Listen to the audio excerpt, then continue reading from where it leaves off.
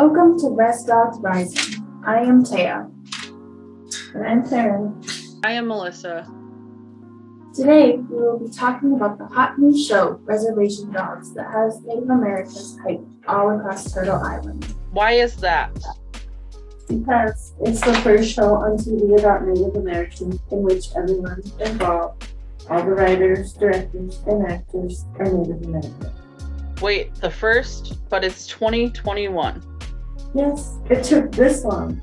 That is why everyone is so excited about it.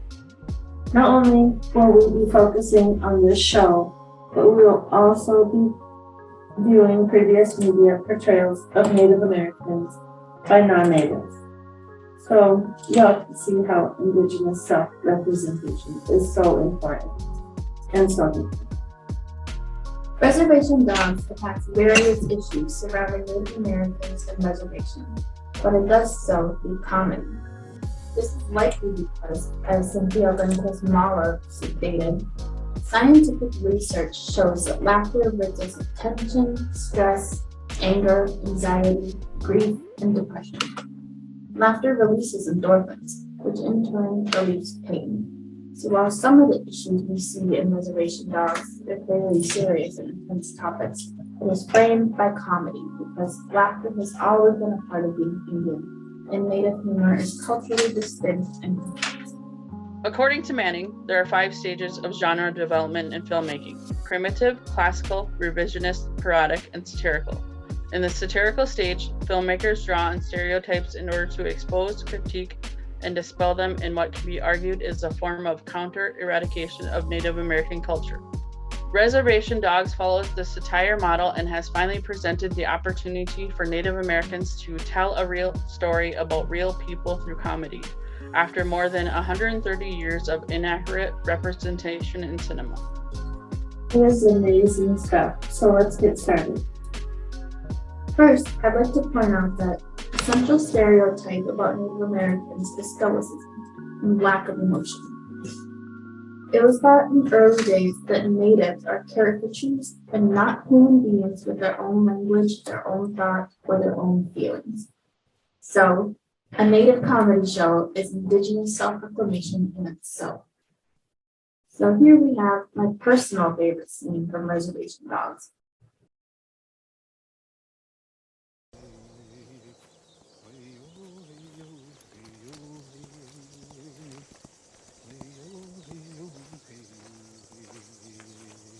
Aho! Young warrior. Looks as though you've tasted the white man's lead. It's only paintballs. I've had many brothers and sisters meet the same fate in my time. Are you Crazy Horse or sitting? No. I'm not one of those awesome guys. No, I'm more of your unknown warrior. Yeah, you know my name? William Knifeman. I was at the Battle of Little Bighorn. That's right. I didn't kill anybody, but I fought bravely. Well, I didn't actually fight. I actually didn't even get into the fight itself. But I came over that hill real rugged like, I saw Custer like that. That yellow hair, he was sitting there. Son of the morning star, that guy right there. Fuck, I really hated him. So I went after him, but then the damn horse hit a gopher hole, fucking rolled over and squashed me. I died there. This horse actually, little shit. And now I'm meant to travel the spirit world. Find lost souls like you. The spirit world. It's cold. My nipples are always hard. I'm always hungry. Got it. Being a warrior, it's not always easy. You and your thuggy-ass friends, what are you doing for your people? It's easy to be bad. It's hard to be a warrior with dignity. Remember that. In my time, we gave everything. We died for our people. We died for our land. What are you gonna do? What are you gonna fight for? I'm just fucking with you. But for real though, listen to what I said. Marinate on it. Oh. Let's go. Ha! No! Fuck. This is definitely a funny reclamation of the old-time Indian stereotype. Dallas Goldtooth is hilarious. I love it.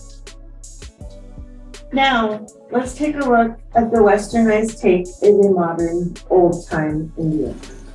This is Tonto from The Lone Ranger from 2013. Yikes, why is Johnny Depp's Tonto dressed like that? A bird on his head? Seriously. I know, right? And this strange, newly reimagined Tonto was nominated for a Best Makeup at the 2014 Oscars. But isn't this portrayal of Tonto going backwards rather than forward? Precisely. It's stereotypical Indian garbage. The Not Your Tonto social media movement caught fire across Turtle Island. But natives were met with responses of, "It's not a big deal," and "Why does it even matter?" To which Adrian Keene responded with, "How can we expect mainstream support for sovereignty, self-determination, nation building, tribally controlled education, healthcare, and jobs when 90% of Americans only view Native people as one-dimensional stereotypes, situated in the historic past, or even worse, situated in their own imagination?" I argued that we can't, and that, to me, is why Tonto matters. I completely agree with her, and Adrian Manning states the Hollywood Indian is automatically an object of symbolic annihilation, either through nostalgia, vilification, or ridicule. The attributes of the racially stereotypical character, physical or otherwise, contribute to the dehumanization of the group represented by the character and are transgenic. Now, some might ask me how Goldtooth's unknown warrior is making progress when he is dressed as a stereotypical old-time Indian too. The answer is that he is a comical indigenous representation of themselves.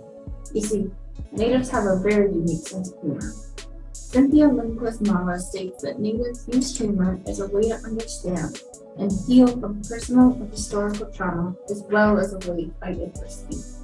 So, by using the satirical stereotype, natives are actually healing themselves. The motive is different. And the unknown warrior challenges the stoic, emotionless stereotype. Goldtooth's character is funny, self-effacing, and human in ways stereotypical Indians don't look to be. Right on. Okay, moving on to the next clip. Here's another clip from Reservation Dogs.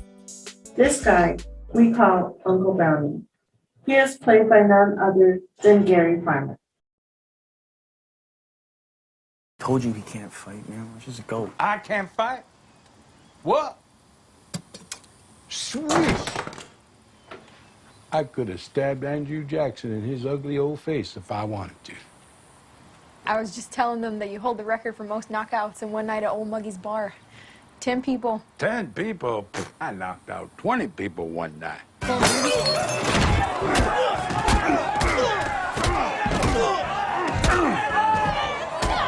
Plus a cop. Time!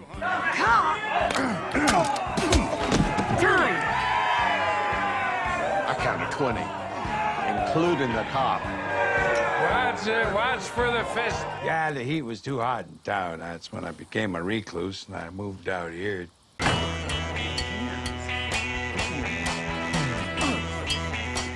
What the hell?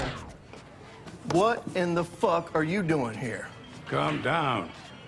I know you didn't expect me to walk through the door today, but I brought my nieces and nephew. So I hope we can keep it cordial. Cordial? You put my nephew in the hospital. Yeah, right. I'm an asshole, but so was your nephew. I mean, just hear me out. Yeah, well, last time you was in here, you was acting crazier than a pea torture board running around knocking everybody out. It is true. So you're saying he really gave 20 people the minutes in one night? 20? Try 30.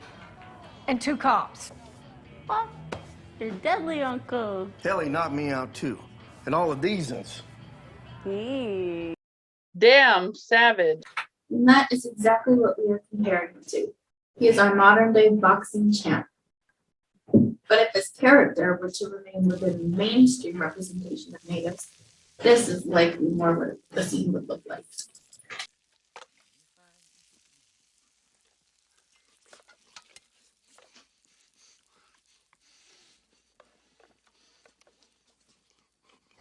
As you can see, Uncle Brownie may get into fights and hold the record for dropping the most people, but he's not reduced to the stereotype of the savage. That's right, he's not. As Dina Gilio Whitaker put it, a beast of the forest who is an obstacle to progress.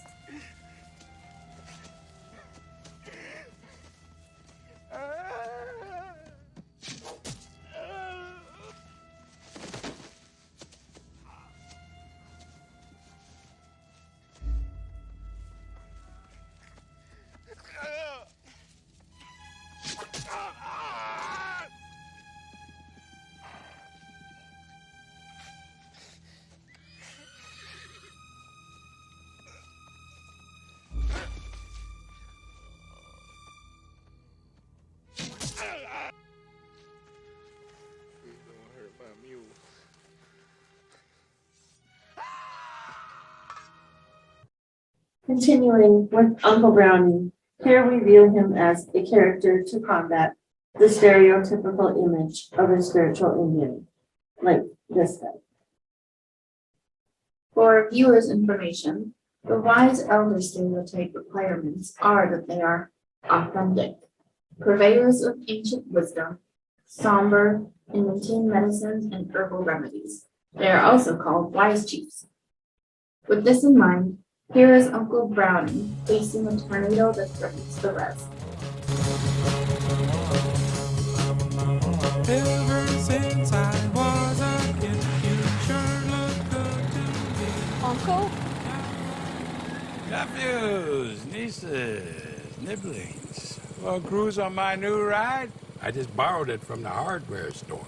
I was looking for an axe. Look at that. Oh, detox shakes. Uncle has those. You know, there's meetings for that. Tornado. When my hand quivers like that, there's gonna be a tornado. Just stop raining, though. Maybe a light drizzle. Y'all got an axe? I can stop it. I know a tornado ceremony. Just need an axe and some tobacco. Do it right, and I can make the tornado go in another direction. That's not a thing. What, you gonna throw an axe at a tornado? What if you had, like, a samurai sword? I got a sword at home you can borrow. Wasting my time. Life's at stake.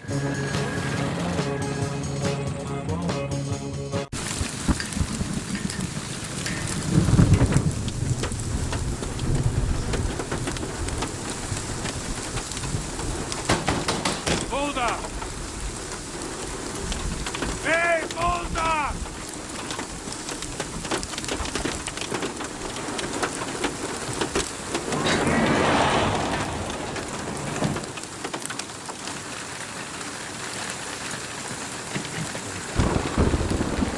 My medicine is strong today.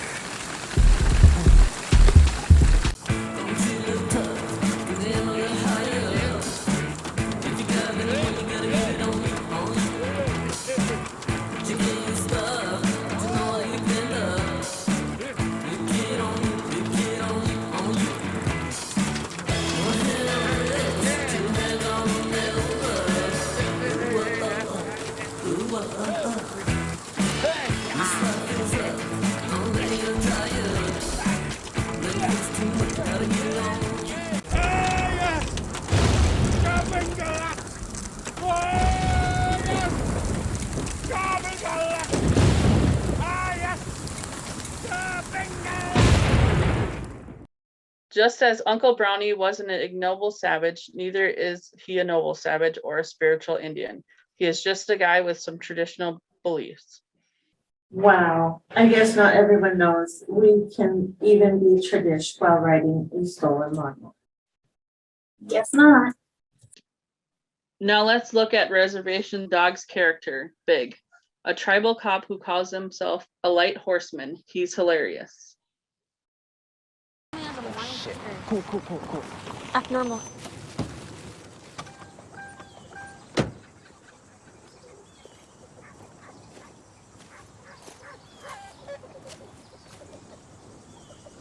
Y'all wouldn't have seen a stolen food truck, would you? Yeah. Crazy. Broad daylight. Someone stole the truck. Apparently it was full of chips. Damn truck full of chips. I've never seen anything like that.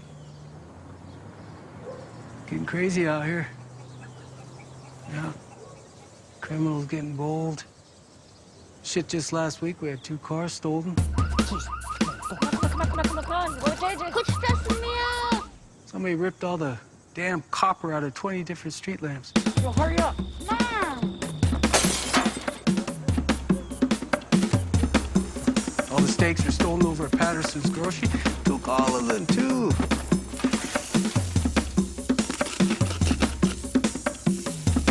The old lady Louise, she had her weed edibles, you know, for her cataracts, stolen right off her front porch. I don't have a heart attack. Yo, I need to call my mom. I don't feel shit. Who steals from an old lady? It's no good. And your graffiti.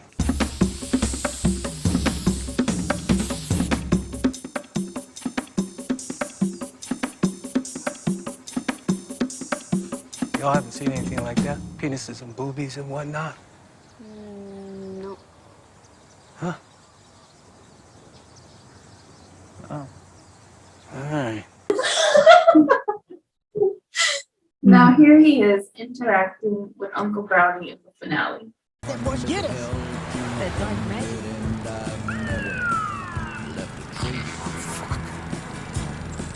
Yeah. You know this is bullshit. What? You got fucking warrants, Brownie. And this is stolen. You got no jurisdiction here in the village. This is Indian land. What are you talking about, Brownie? I'm a tribal cop, you shit ass. Well, you ought to call yourself a traitor. Popo, Blackheart. Brownie, what is wrong with you? I like the way Sterling Harjo briefly addressed Big's jurisdiction as a tribal cop there. Let's take a look at the depiction of tribal cops and jurisdiction from settler filmmaker Taylor Sheridan's Wind River. I'm Jane Banner. By yourself? Yeah, it's just me. No, Ben Shoyo. I'm the tribal police chief.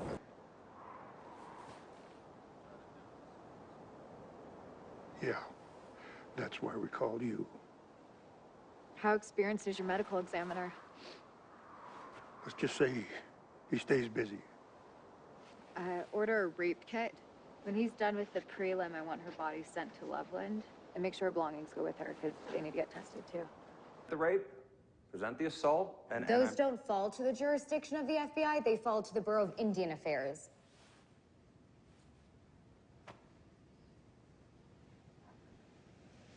Hey, don't look at me. I'm used to no help. You have 6 officers on your entire force to cover an area the size of Rhode Island. Yes, I know that. No offense, but this would have to curl up in your lap in order for you to solve it. I know that, too. We all know it.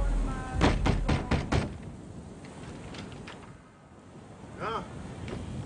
We're looking for Chip Hansen. Are you around? Not here, bro. Who are you?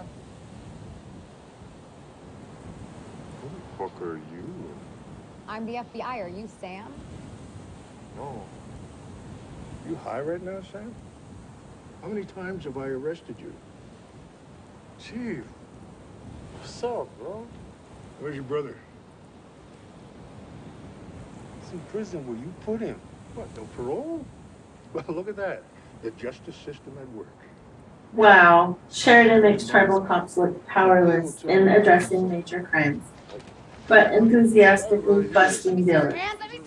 Harjo shows scant police coverage, but through Big, he maintains the tribal cops do have jurisdiction on reservations, and they are not powerless. Right. I mean, it is true that there are still some jurisdiction issues concerning tribal lands, but this is because of the U.S. government and this non-mythical thing called institutionalized racism. Duh. The U.S. has a history of infringing upon native sovereignty, especially when it comes to non-natives on tribal lands. Yep, and I don't like the way FBI agent Jane Banner acts as if the fault of tribal police that there are jurisdiction issues, a lack of officers, and makes them seem helpless as if they would never be able to solve the case without her or other white agents' help, like they are God sent. Now we get to the big issue that Reservation Dogs has tackled subtly throughout the season. There is a trigger warning. The next section deals with the topics of depression and suicide, and they contain distressing content. In the premiere episode of Reservation Dogs, it is made clear that the dogs are grieving their friend Daniel. Throughout the series, subtle hints are dropped that indicate he passed by suicide. This isn't confirmed until season 1, episode 7, California Dream. The dogs, or the group, blame the awful Rez life for making Daniel to resign, which is why they wanted to make money to run away to California in the first place.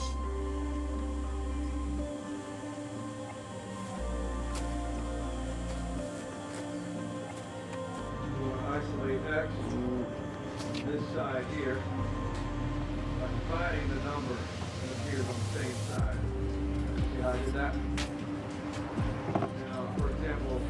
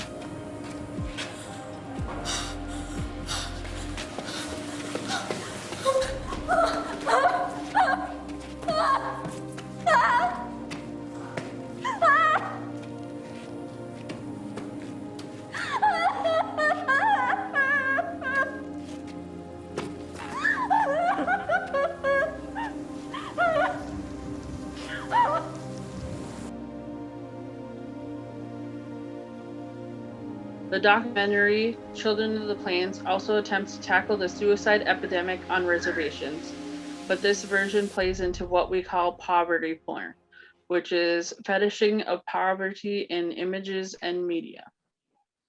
But we learned last year this 11-year-old child of the reservation tried to hang herself. My brother found me hanging in the closet. And it hurt me a lot because he found me. I try not to hurt myself anymore because I don't ever want to see my mom sitting there in front of my body crying for me. At school, she draws a little picture of someone hanging, and next to it, she puts a little broken heart. And I'm usually really a strong woman, but I see so many children in such dire stress and circumstances, and we can't get the help. Here, the focus is again on how helpless Native Americans are, which simply isn't true. Reservation Dogs tackled this issue in a unique and realistic way. It has shown us how hard life can be on reservations through the portrayal of poverty, scant tribal police coverage, and the strain of colonialism on heritage and traditions. But many of these issues have been framed to be funny, and that is the real way Native Americans get through our trauma, through comedy and laughter. It's part of our strength and our resilience. So there you have it, folks, our 2 cents about Native American stereotypes in mainstream media and Reservation Dogs, Indigenous self-reclamation. The show emerged as a contemporary compilation of real Native lives. Most reservations are modern. Our homes, our neighborhoods look the same as the rest of the United States. The skewed visions of culturally and spiritually dismantled and oppressed Native societies have hidden a gem of reemergence and underground strength. It proves Adrian Keene's idea of ongoing colonization of mind, which views Natives as lesser than when so many Native communities are better than that. We are so much more than misrepresented background roles.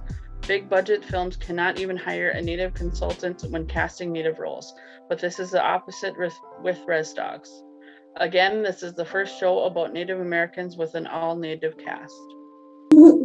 Indigenous people are taking control of their representations and disrupting the cycle by calling out Native stereotypes and presenting accurate depictions. It is essential for Native Americans to have a voice in creating accurate representations, but it is not the sole responsibility of Natives. Whites need to acknowledge their privilege and their actions that devalue Native Americans, then promote accurate and positive portrayals.